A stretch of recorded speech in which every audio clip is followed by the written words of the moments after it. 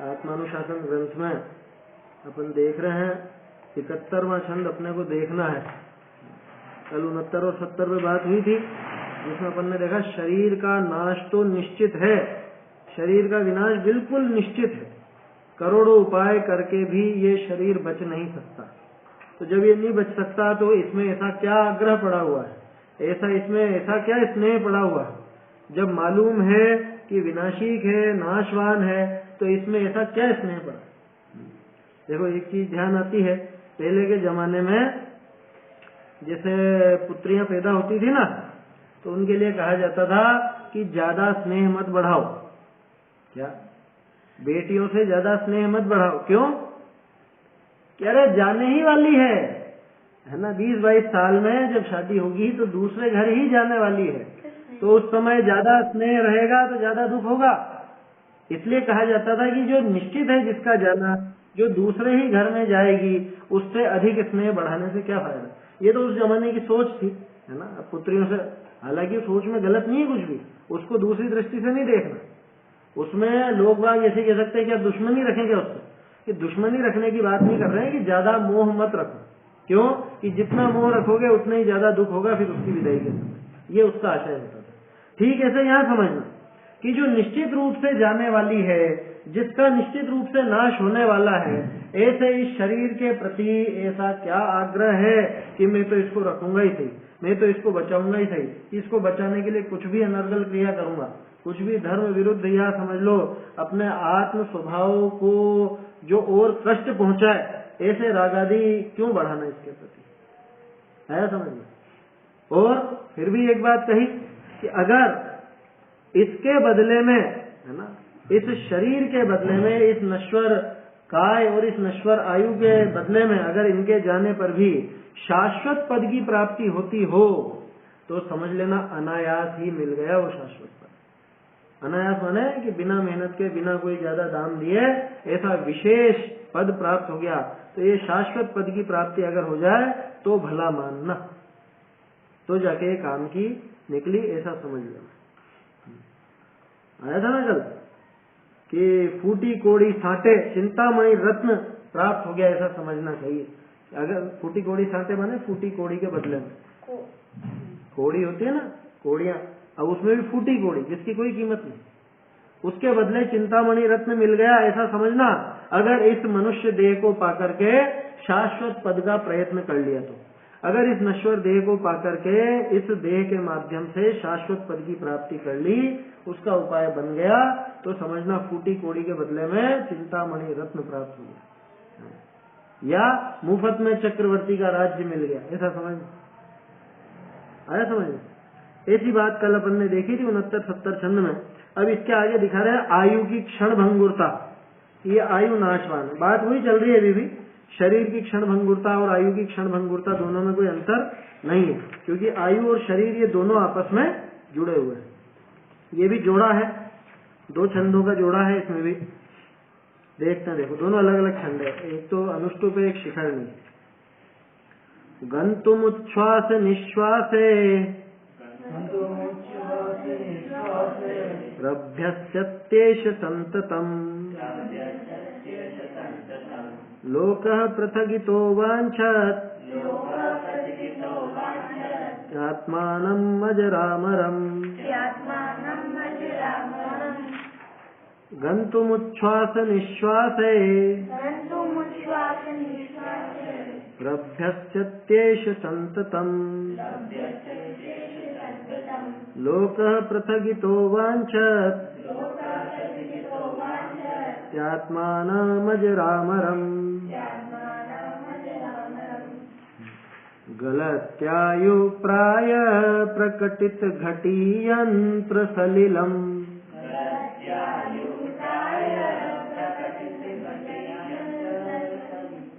खल कायोप्यायुर्गतिमनुपतत्येष सततम्।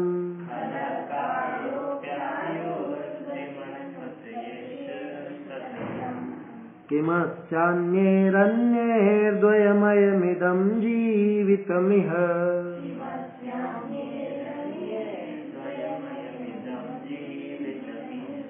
स्थितो भ्रान्त्या नावेष्वमिव मनुते स्थास्नुन्मपधि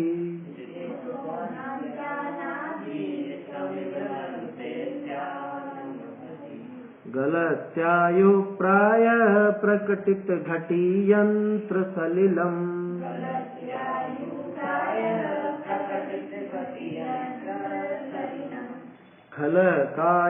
खलकायोप्यायुर्गतिमनुपतत्येष सततम्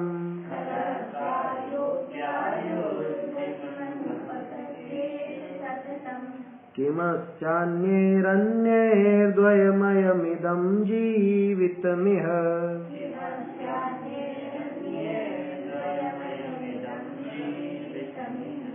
स्थितो भ्रान्त्वा नावेष्वमिव मनुते स्थास्नुमपधि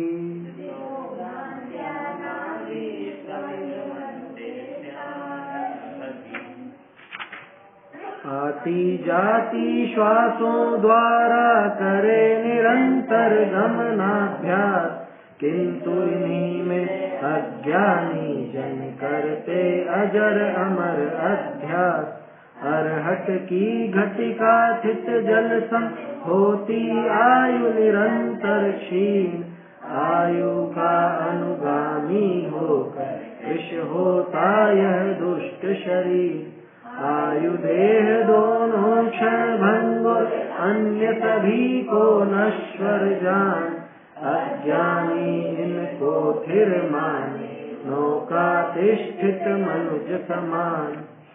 देखो क्या कह रहे हैं, गंतुम उच्छ्वास निश्वासे अभ्यस्यति एष संततम। एष कौन, यह कौन, आयु। कि आयु क्या करती है, गंतुम अभ्यसति, अभ्यसति एष, एष लिखा ना, अभ्यस्यतेष। ये जो आयु है ये गमन करने का अभ्यास करती है। गमन करने का माने जाने का, चले जाने का, हमेशा के लिए छोड़ के चले जाने का अभ्यास करती। किनके द्वारा, उच्छ्वास और निश्वास के द्वारा। क्या मतलब कि ये जो अपन ऐसे सांस ली और ये सांस छोड़ी, ये क्या कर रहे हैं कि अरे ये आयु यहां से छोड़ के जाने का अभ्यास कर रही है। समझ में आई बात, कैसा रूपक बनाया है कि ये जो सांस लेना और सांस छोड़ना ये कैसा है कि ऐसा है कि आयु यहाँ से निकलने का अभ्यास कर रही है प्रतिदिन, हर एक सांस के साथ कि अब मैं यहाँ से जाऊं, अब मैं यहाँ से जाऊं, अब मैं यहाँ से जाऊं, ऐसा इसका निरंतर अभ्यास चल रहा है। क्या कब तक चलता है अभ्यास, कि आखिरी सांस तक चलता है, और आखिरी सांस जब निकलती है उसके साथ आयु चली गई। समझ में आई बात, ऐसा। लेकिन देखो लोगों की मूर्खता कैसी, लोक पृथगितो, लोक पृथक इतः, कि यहाँ से तो लोक से जो पृथक माने मूर्ख लोग हैं। अज्ञानी लोगों के लिए शब्द का प्रयोग होता है, ध्यान रखना, ऐसे शब्दों का प्रयोग कर सकते। लोक पृथगितो वांछति, और लोग बाग तो इससे चाहते हैं, क्या चाहते हैं, आत्मानम अजरामरम, कि आत्मा की अजर अमरता। आत्मानम माने स्वयं की, आत्मा की नहीं है यहाँ, आत्मा माने जीव मत लेना, आत्मानम माने स्वयं की, कि खुद की अजर अमरता, स्वयं का अजरपना अमरपना चाहते हैं। किससे, इस उच्छ्वास और निश्वास से। प्रभुचंद्राचार्य ने यहाँ पे एक विशेष अर्थ और दिया। कैसे करते हैं ना, योगा करो, वो करो, क्या बोलते हैं उसको, सांस की कौन सी होती है, अनुलोम विलोम करो, प्राणायाम करो, हैं, कपालभाति करो, ये सब क्या है, ये सब सांसों की प्रक्रिया है। और उससे क्या सोचते हैं कि इससे हमारी आयु बढ़ेगी, इससे हमारा जीवन बढ़ेगा। कह रहे मूर्ख, ये जीवन नहीं बढ़ रहा है, ये आयु जाने की तैयारी कर रही है। आया समझ में। पूरक, कुंभक और रेचक होता है ना, पूरक, सबसे पहले पूरक, ये पूर लिया, ये हवा पूरी अंदर, इसको कहते हैं पूरक। फिर सांस को रोक के रखा, इसको कहते हैं कुंभक। और फिर उसके बाद रेचक, रेचक माने निकालना, श्वास लेकर के पूरा ये पेट भरना, इसको कहते हैं पूरक, पूरे शरीर में फैले। उसके बाद रोके रखी थोड़ी देर, ऐसा भी अभ्यास होता है। पूरक, कुंभक और रेचक, इनसे क्या सोचते हैं कि इससे अपना जीवन बढ़ता है, इससे लंबी आयु होती है, लंबे समय तक जीवित रहते हैं। यहाँ कह रहे हैं कि तू ये जो सांसों की प्रक्रिया कर रहा है, इससे तो वो आयु निकलना चाहती है, इससे तो वो आयु जो है वो श्वासोच्छ्वास के माध्यम से आने जाने का अभ्यास कर रही है, निकलने का अभ्यास कर रही है। जैसे कोई जेल में बंद कैदी हो, वो रोज समझ लो उसको कुछ छोटा सा चम्मच या कुछ हथियार मिल जाए, रोज थोड़ा थोड़ा वो खोदता जाता है ना, कि क्या कर रहा है कि निकलने की तैयारी कर रहा है, रोज अभ्यास कर रहा है? सुरंग बना रहा है कि जिस दिन वो पूरी हो जाएगी निकल भागेगा। उसी तरह से ये जो आयु है, ये श्वासोच्छ्वास के द्वारा ये निकलने का अभ्यास कर रही है। ऐसा समझ में लिखा ना, गंतुम अभ्यसती, जाने का अभ्यास कर रही है यहाँ। और ये मूर्ख लोग क्या सोचते हैं कि ये सांसों के इस प्रैक्टिस से हमारा जीवन लंबा होगा, अजर अमरता को प्राप्त हो जाएंगे। अजर अमरता तो होती नहीं है ना, वो तो चलो कोई यूं भी समझे कि अजर अमरता नहीं होती, लेकिन लंबा जीवन जी सकेंगे, लंबी आयु हो जाएगी। आयु लंबी नहीं होगी, ये तो आयु की और प्रैक्टिस बढ़ा दी तुमने इसकी, क्या इसके निकलने का और एक तरह से इसको अभ्यास मिल गया। बहुत से लोग मतलब ऐसे तेल आदि भी नहीं खाते, कुछ ऐसे अभी उसकी बात नहीं चल रही है, फिर भी मर जाते हैं मतलब। हाँ तो उससे क्या है, तेल से कौन मरता है? अरे मतलब ऐसा कुछ भी ऐसा नहीं खाता है। ये प्रैक्टिस किसके लिए कर रहा है? ये लंबे जीवन के लिए प्रैक्टिस कर रहा है। इसको पता नहीं है कि आयु भी प्रैक्टिस कर रही है इसी के साथ, वो यहाँ से निकलने की प्रैक्टिस कर रही है, और ये सोचता है कि मैं लंबे जीवन के लिए अभ्यास करूं, व्यायाम करना है, और वो सांसों का जो है प्राणायाम वगैरह करना है, सांस लेना छोड़ना, पूरक कुंभक रेचक, ये नाम है।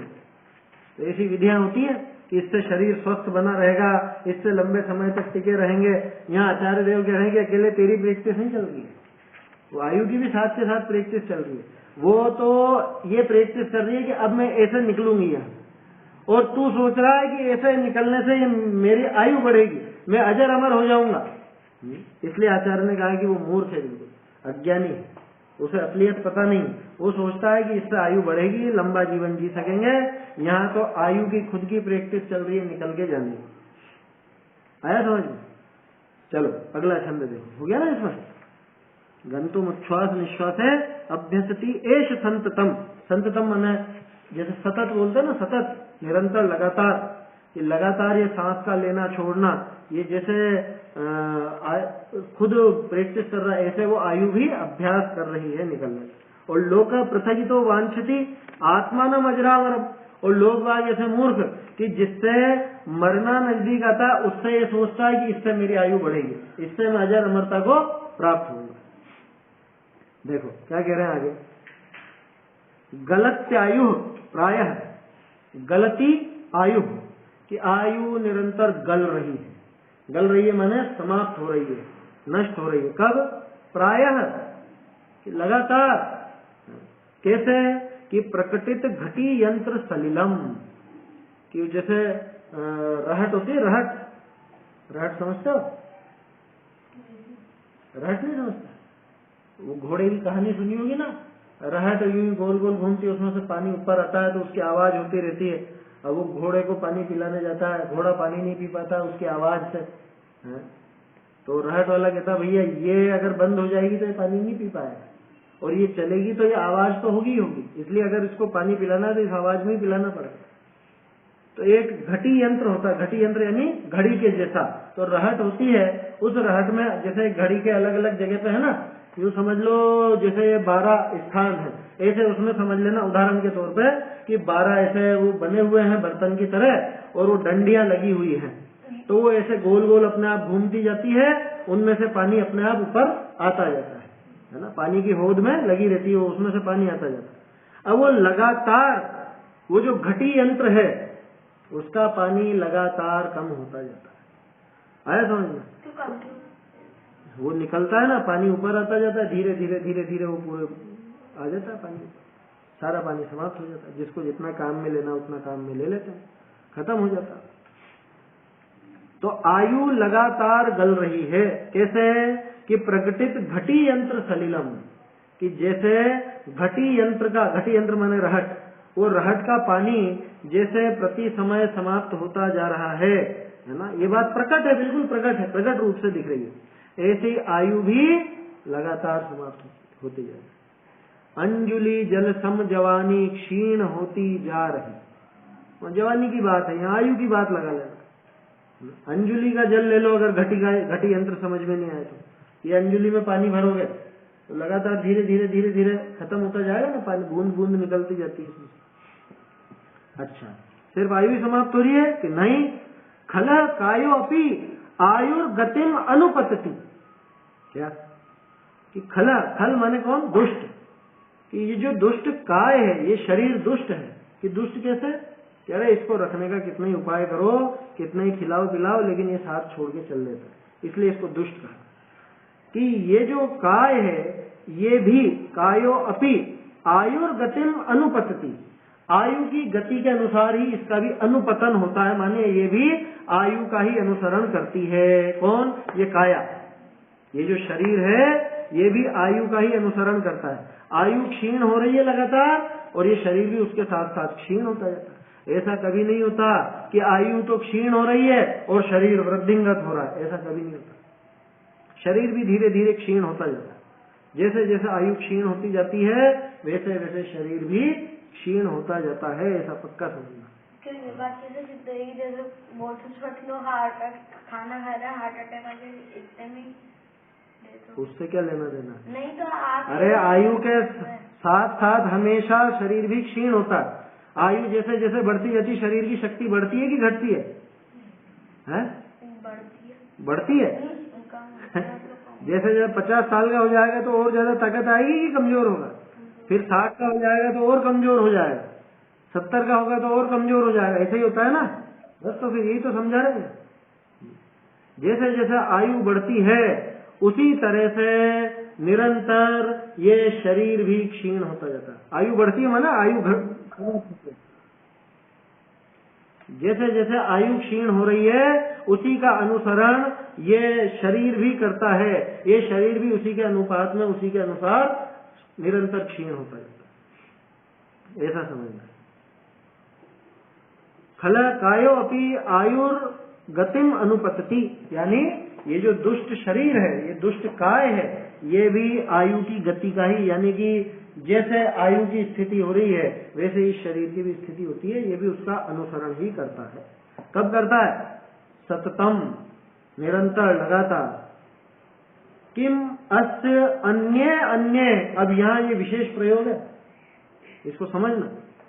किम अस्य अन्य अन्य द्वयम अयम इदम जीवितम है। ये द्वयम अयम कि ये दोनों का, ये दोनों को, क्या अन्य अन्य किम, क्या मतलब? अन्य, अन्य किसको बोलते हैं? जो दूसरा, और अन्य कौन? दूसरे। कि जो हमसे अन्य है ऐसे अन्य, यही बात समझ में। क्या मतलब? कि ये शरीर से जो अन्य है ऐसे अन्य लोगों से, क्या कि जब ये आयु और ये शरीर ये निरंतर क्षीणता को प्राप्त होते हैं तो जो इनसे अन्य है, माने जो इनसे भिन्न है, ऐसे अन्य जन कौन? पति पत्नी, पुत्र पुत्री, स्त्री है, माता पिता, भाई बहन इत्यादि, ये सब जो क्षेत्र से भी अन्य है वो अन्य। तो किम अस्य, कि इसके अन्य से जो अन्य है, जो अन्य अन्य है, समझ में आ रही बात? जो दूसरे इससे भिन्न हैं उनसे इन दोनों का क्या लाभ? जब ये दोनों ही ऐसे हैं, मतलब जब ये आयु और ये काय जो सबसे नजदीकी है, यही जब ऐसे हैं, यही लगातार क्षीणता को प्राप्त हो रहे हैं, तो जो इनसे भी अन्य हैं उनकी तो क्या बात करें? उनसे जीवित मिह, यानी उनसे इस जीवित का यानी वर्तमान जीवन को क्या लाभ? स्थितो भ्रांत्या, स्थितः भ्रांत्या नावी स्वमिव मनुते स्थास्नुम अपधी। अपधी, अपधी माने धी किसको बोलता है? बुद्धि। और अपधी खोटी बुद्धि वाला, दुर्बुद्धि की जो खोटी बुद्धि वाला है, माने जो अज्ञानी है, वो मनुते, वो मानता है। क्या मानता है? स्वम, स्वम यानी स्वयं को, स्वयं को स्थित मानता है। स्थित मानता है कि अरे हम तो रहेंगे, हमेशा रहेंगे, क्या हमें थोड़ी ना होने वाला है कुछ। अधिकांश को यही लगता है। दूसरों को देख देख के अरे वो मर गए, अरे वो मर गए, उनके ऐसा हो गया, उनके वैसा हो गया, और खुद लापरवाह घूमता रहता है, सोचता है कि अरे मुझको क्या होगा, हमें क्या होगा।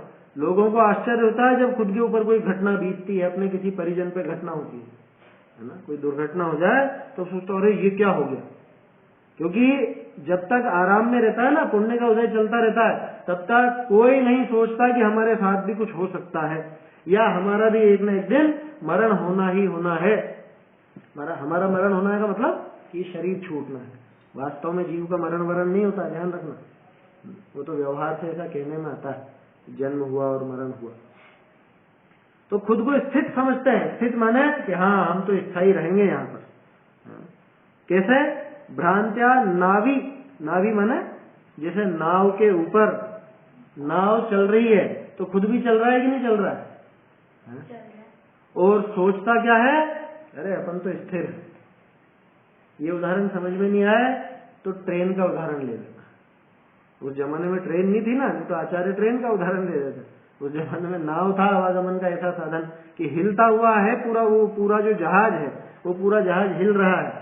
अब उसके ऊपर जो स्थित है व्यक्ति, वो हिल रहा है या नहीं हिल रहा है? वो भी हिल रहा है, लेकिन उसको क्या लगता है कि मैं तो स्थिर बैठा हूं। या ट्रेन में जब देखते हैं अपन, अरे पेड़ भाग रहे हैं, पेड़ भाग रहे हैं, बिल्डिंगें भाग रही हैं, बिल्डिंगें भाग रही हैं, पेड़ भाग रहे हैं, या तू भाग रहा है? समझ में आ रही है बात? ट्रेन के साथ साथ वही तो गमन कर रहा है। तो अपन कैसे भाग रहा है? बैठे ट्रेन के साथ है ना, तो ट्रेन में तू बैठा है तो तू भी चल ही रहा है।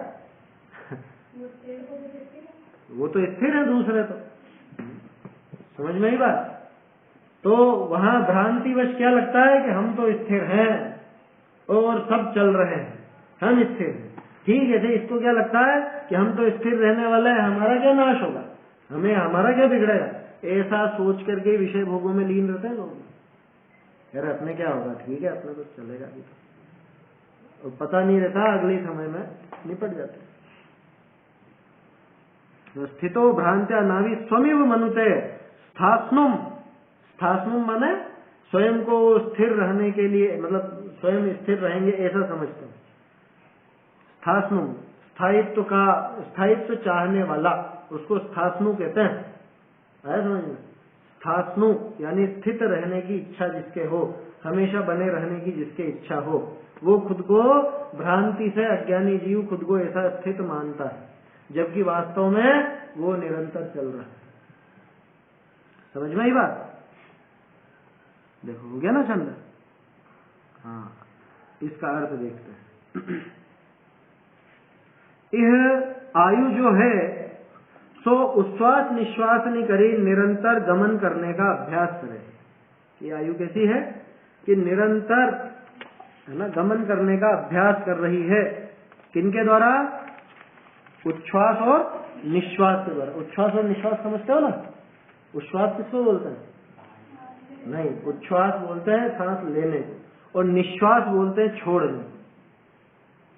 लेकिन जब अपन शब्द बोले श्वास और उच्छ्वास तो उल्टा कर देना। श्वास माने लेना और उच्छ्वास माने छोड़ना। यहाँ पे श्वास और उच्छ्वास का प्रयोग नहीं किया, यहाँ किसका किया? उच्छ्वास और निश्वास का। तो जब उच्छ्वास और निश्वास बोले तो उच्छ्वास माने लेना और निश्वास माने छोड़ना। आया समझ में? ऐसा उल्टा अर्थ हो जाता है। ये आयु जो है सो उच्छ्वास निश्वास नहीं करे, निरंतर गमन करने का अभ्यास करे है। और ए अज्ञानी लोग ऐसी आयु तय आपको अजर अमर वांछे है। इस आयु से या ये श्वासोच्छ्वास का प्राणायाम वगैरह करके खुद को अजर अमर होना चाहते हैं, ऐसी वांछा करते हैं। बाहुल्यता करी यह आयु प्रकट ही अरहट की घड़ी के जल की नाई छिन छिन गले है। जैसे रहट का पानी है वो क्षण क्षण में क्षीण होता है, वैसे ही आयु भी गलती। और एकाधु आयु, ये काय है, ठीक है। और एक काय हु, ये काया भी आयु के लार ही निरंतर पतन हुए हैं। लार माने साथ, आयु के लार है ना, ये अपने हाड़ोती का शब्द है, लारे लारे चले, लारे लारे माने उसके साथ साथ। तो हाड़ोती का क्या, ये ढूंढारी हिंदी का समझ लो। ये काय भी इस आयु के साथ ही निरंतर पतित होती है, पतन होता है इसका। काय है सो आयु की सहचरीक ही ए लार लगी है, सहचरी कहिए लार लगी है ना। ये जो शरीर है ये आयु की सहचरी है। पहले भी अपन ने बात की है, शरीर का कॉन्ट्रैक्ट किसके साथ, आयु के साथ, कि जब तक आयु है तब तक इस शरीर में ये जीव रहेगा। ये आयु समाप्त हुई और इस शरीर को छोड़ के चला जाता है। तो ये साथी हैं ये दोनों, ये आयु और ये काया, ये दोनों साथी न है, एक दूसरे के साथ ही रहती है हमेशा। आयु काय ही की ये बात, जब आयु और काय की ही ऐसी बात है तो या जीव के पुत्र कलत्र धन धान्य आदि अन्य पदार्थ नहीं करी कहा, वे तो प्रगट ही जीवने के मूल सो दो ही क्षण भंगुर है। जब आयु और काय की ऐसी विनाशीता है तो इनसे जो भिन्न है कौन, पुत्र कलत्र, कलत्र माने स्त्री, पत्नी को कलत्र कहा जाता है ना। धन धान्य सारे ले लेना, चाहे चेतन पदार्थ हो चाहे अचेतन पदार्थ हो, उन सब आदि अन्य पदार्थों से क्या, वो तो प्रगट ही भिन्न है जीव। जीवन के मूल सो दो ही क्षण भंगुर है। जीवन के मूल कौन है, आयु और काया है ना। काया ये शरीर और आयु ये दोनों ही जीव के जीवन के मूल हैं। जब ये दोनों ही क्षण भंगुर हैं और बुद्धि रहित बहिरात्मा भ्रांति करी आपको स्थिर माने है। जो बहिरात्मा जीव है, जो आत्मा को नहीं जानता, जिसकी शरीर में बुद्धि पड़ी हुई है, वो स्वयं को स्थिर मानता है। जैसे नाव विषय तिष्ठ्या भ्रांति करी आपको स्थिर माने, कि जैसे नाव में बैठा हुआ कोई व्यक्ति भ्रांति से, भ्रम से अपने आप को स्थिर माने, वैसे ही अज्ञानी जीव भी स्वयं को स्थिर मानता है, स्वयं की काया और आयु को स्थिर मानता है, नाशवान नहीं समझता। भावार्थ, नाव विषय तिष्ठता पुरुष चलिया जाए है, परंतु भ्रांति करी आपको चालता न जाने, है ना। नाव से न्याय समझ में तो ट्रेन का लगा लेना, कि उसमें बैठा हुआ व्यक्ति क्या समझता है, खुद को स्थिर समझता है, जबकि वास्तव में वो चला जाता है, लगातार चलता जाता है। तैसे मूढ़ बुद्धि श्वास निश्वास करी निरंतर आयु जाए है, और आयु के लार काय जीर्ण होए है, तो जाने है मैं ऐसा ही रहूंगा। तो भी क्या जानता है कि हम तो ऐसे ही रहेंगे, हमेशा ऐसे ही बने रहेंगे। ऐसा ही लगता है प्रत्येक जीव को। क्या अभी जैसे देख रहे ना, इतने साल से अरे ऐसा ही तो दिख रहा हूं मैं, पिछले साल भी ऐसा ही दिख रहा था, अभी इस साल भी ऐसा ही दिख रहा हूँ, बिल्कुल वैसे के वैसे ही, तो आगे भी ऐसा ही चलेगा। ये इसके दिमाग में ऐसा चलता है। कभी ऐसा मत समझना कि हमेशा रहेगा ये शरीर, ऐसा का ऐसा ही रूप रहेगा, ऐसे ही समझ लो इसके आकार रहेगा, ऐसा बिल्कुल भी नहीं होता, कभी नहीं होता। आयु के साथ साथ ये शरीर भी क्षीणता को प्राप्त होता ही होता है। अज्ञानी जीव सोचता है कि मैं तो ऐसे ही रहूंगा। जीवे के कारण आयु काय सो ही चंचल, तो जीवे की कहाँ आशा। जब उसके जो जीने के साधन है आयु और काय दोनों ही चंचल है, जिनके कारण ये जीवन बनता है, तो जब वो उसके कारण चंचल है यानी नष्ट होने वाले हैं, तो वो कार्य कैसे चंचल नहीं होगा, वो तो जीवन तो नष्ट होना ही होना है। तो जीने की क्या आशा। जैसे नीवाण का नीर और रहट की घड़ी, नीवाण का नीर रहट की घड़ी करी निरंतर निकसे, तैसे श्वास निश्वास करी आयु की स्थिति पूर्ण हो। नीवाण का क्या दिया इन्होंने, अच्छा नीवाण का नीर नहीं करा इन्होंने, रहट की घड़ी से पानी सदा बहता जाता, बस ये दिया। जबकि रहट की घड़ी से नीवाण का पानी, नीवाण माने वो जो होद वगैरह है ना, उसको नीवाण कहते हैं। जो पानी का एक तरह से जो स्टोर है उनका, टंकी समझ लो या कुछ भी, जहाँ पे वो रहता है पानी, जो समझ लो जिसमें स्टोर करके रखा गया पानी, वो कहलाता है निवाण। तो जैसे वो निवाण का पानी वो रहट की घटी से निरंतर क्षीण होता जाता है, समाप्त होता जाता है, निकलता जाता है, निरंतर निकसे तैसे श्वास निश्वास करी आयु की स्थिति पूर्ण हो गई। उसी तरह से ये सांस लेने और सांस छोड़ने से आयु की स्थिति भी लगातार पूर्ण होती जाती है। और काय जीर्ण हुए है, और काया भी जीर्ण होती जाती है, गलती जाती है, क्षीण होती जाती है। आयु पूर्ण भय काय न रहे, क्या है, रही है ना, ये काया भी नहीं रहती, ठीक है, काय न रहे तो ताते आयु काय दो निकू विनस्वर जानी विवेकी ममत्व तजे। जब आयु और काय ये दोनों नष्ट होने वाले हैं, नाशवान हैं, तो इनके प्रति ममत्व क्या करना। कल जो छंद अपन ने देखे थे उसमें यही तो था आचार्य को आश्चर्य कि तेरा ऐसा क्या आग्रह पड़ा है इस शरीर में, ये नष्ट होने वाला है, ये आयु नाश को प्राप्त होने वाली है, फिर क्या ऐसा आग्रह पड़ा हुआ है जो तू इसके पीछे है, अपना धर्म भी छोड़ देता है, धर्म भी विसार देता है। ऐसा कैसा आग्रह, ऐसा कैसा मोह। तो जो विवेकी है, जो विवेकवान है, वो तो ममत्व छोड़ता। आयु काय ही सु ममत्व तजा, तब और जे पुत्र कलत्रादि 300 ममत्व कैसे करें, वे तो प्रकट ही भिन्न है। आयु और काय जो सबसे नजदीकी हैं, जिनसे जीवन का सीधा सीधा संबंध है, जब इनसे ममत्व छूट गया तो फिर जो स्पष्ट अपने से भिन्न है, ऐसे पुत्र कलत्र धन धान्य है, मकान आदि, इनसे ममत्व कैसे रह सकता है। समझ में आई बात। इसलिए आचार्य देव ने यहीं से ममत्व छोड़ा है कि पहले तो यहीं से छोड़, इस शरीर से छोड़, आयु से छोड़। क्यों कि जब इनसे ममत्व छूट गया तो इनसे जो बाहर है उनसे ममत्व छोड़ने में तो कोई दिक्कत होगी नहीं। ऐसा हो गया ना। ये वे तो प्रत्यक्ष ही भिन्न है, प्रकट ही भिन्न है, प्रकट साफ साफ दिखता है। तो प्रगट जुदे धन धामा, क्यों वे मिली एक सुतरामा। जब ये शरीर ही अपना नहीं तो ये तो प्रगट जुदे हैं, स्पष्ट भिन्न है। आचार्य ने कितना बढ़िया प्रयोग किया, अन्य अन्य, 2 बार अन्य लिखा। क्या मतलब कि भिन्न जो अन्य पदार्थ है, ऐसा पहले अन्य का अर्थ है भिन्न और दूसरा अन्य का अर्थ है दूसरे, है ना। कि जब ये आयु और ये काय ये ही अपने से भिन्न है, यही जब साथ नहीं रहते तो जो इनसे भी भिन्न है वो अन्य पदार्थ, उन अन्य पदार्थों से क्या आशा रखी जाए, उनसे क्या ममत्व रखा जाए, उनका क्या आग्रह रहे, ऐसा इसका अर्थ समझना चाहिए। आगे कहे हैं जो लग उच्छ्वास तो लग जीवना, सो उच्छ्वास ही दुख रूप, सो उच्छ्वास ही दुख रूप है, तो प्राणनी को कहा सुख होए। ऐसा आचार्य देव स्वयं बताएंगे।